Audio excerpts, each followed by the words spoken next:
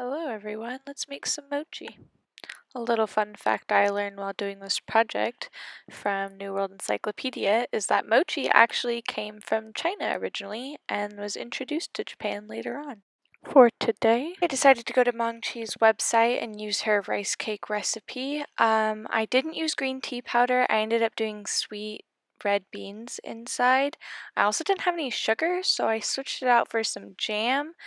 That potentially caused a problem, but you'll guys see later on. So first off, we have some starch, and then of course we've got the sweet rice flour. It has to be glutinous rice flour. It needs salt and sugar, and then like I said, I didn't have any sugar, so this is the jam that I used. And then this is the already pre-made sweet red bean paste. So you start off by doing 2 cups of the flour. Make sure you want to even it out too. I just used a pasta scooper to level it. In baking, it's pretty important to get your measurements right. So the next step we move on to is adding roughly 1/4 teaspoon of salt. I kind of just eyeballed it. I didn't really measure this one out.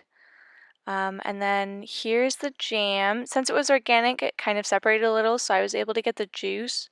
The color in the jam also replaced me having to use food coloring. So I just took some of the jam and the juice and then I added that into the flour. Next up, and this is pretty bad, if you are ever making anything, please use a liquid measure.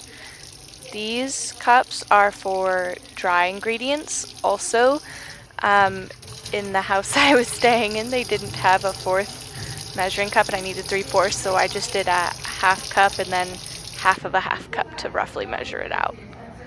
And then here we are, we're just gonna mix up all of the ingredients, make sure it's a nice consistency and well incorporated. I added a little bit more jam, and then you cook it covered for 3 minutes.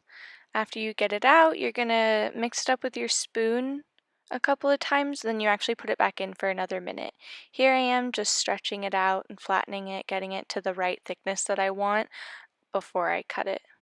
This is where the starch powder comes in. It just helps make sure you don't stick to it and that it doesn't stick to anything else. Here I am just scoring it. I'm making the marks in it so I can cut it up later to stretch it out and fill it with the red bean paste. So this is what it looks like after I've cut it up. It started drying out a little bit too much and it made it kind of hard to work with. This is me just scooping out the red bean paste to put into it.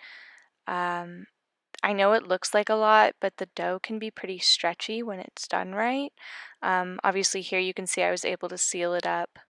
They didn't come out perfectly. They definitely came out in all sorts of different shapes and sizes.